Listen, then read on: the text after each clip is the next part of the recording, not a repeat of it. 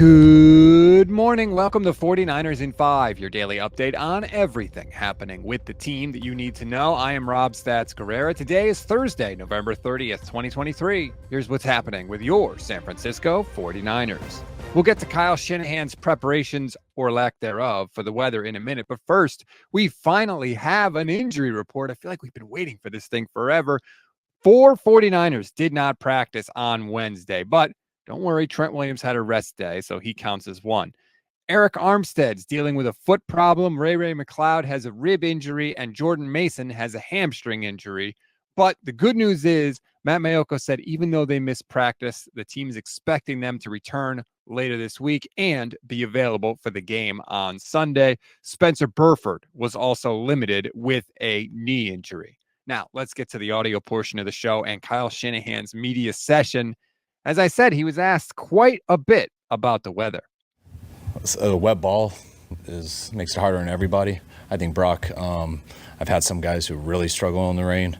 I've been through some situations with Brock, not just a game, but practice. But I think he's as good as any quarterback I've had in rain. He's dealt with it a lot at Iowa State.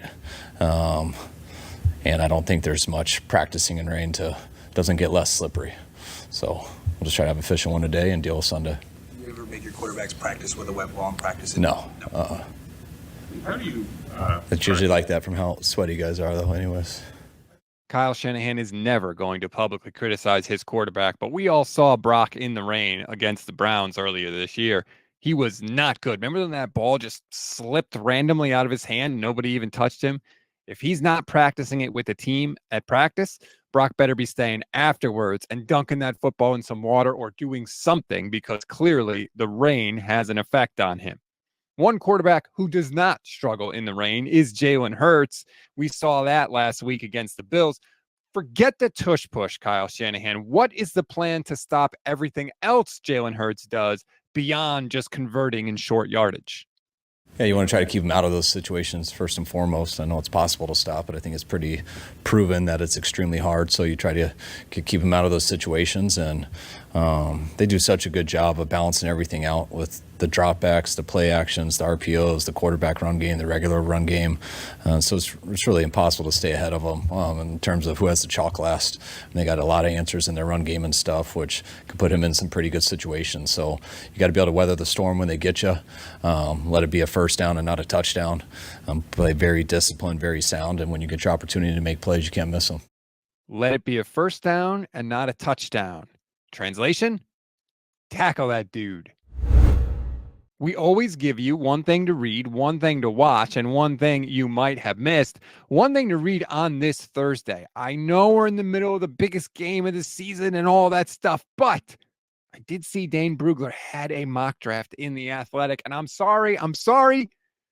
I had to take a peek. All right. We haven't had a first round pick in 3 years. I haven't been able to read a mock draft, and I love reading mock drafts. So I took a peek. I thought it was cool. You might too. If you want to read it, just click the link in the description of this episode. One thing to watch: Deebo Samuel and James Bradberry. Deebo famously called Bradberry trash in the offseason.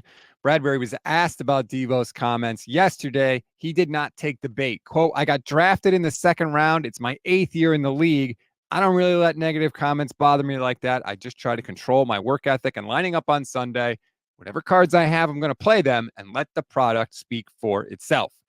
Good thing about football is you don't have to get in a fight because you could physically smash the guy that's ticking you off every single play if you want to. Have a feeling those two are going to see each other on the field matched up one-on-one on Sunday. One thing you may have missed: earlier this week, the Niners were projected to have about 30% of the crowd at Lincoln Financial Field, which is up from about 19% in the NFC Championship game.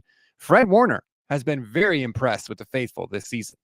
Yeah, I mean, it's been super impressive this season, especially. I think every year they're showing out, but this year especially, seeing the faithful in huge numbers on the road has been really fun to see. And they're not only just showing up. I mean, they're showing out with how loud they get. I find myself at times on the road like waving my arms up, trying to get the crowd loud, like on the road. I mean, that just is unheard of. So if there's a lot of red in the stands this game, that'd be awesome. By the way, in case you're wondering, the average ticket for the game is $435, according to Vivid Seats. That's a wrap on today's 49ers in 5. Please rate, review, and follow the Gold Standard Podcast Network. Enjoy your Thursday, everybody. I'm going to be live with Levin Black on YouTube, on Facebook, on Twitch, 1 p.m. Eastern Time, 10 a.m. Pacific, and I'm going to be joined by Brandon Lee Gowden of Bleeding Green Nation. He runs the Eagles community there. He is one of the most objective and just generally great people in the business. He's going to give you the facts you need to know about this monster game this weekend, Niners, Eagles. Join us, won't you? I'm Rob Stats Guerrera. We'll talk later today.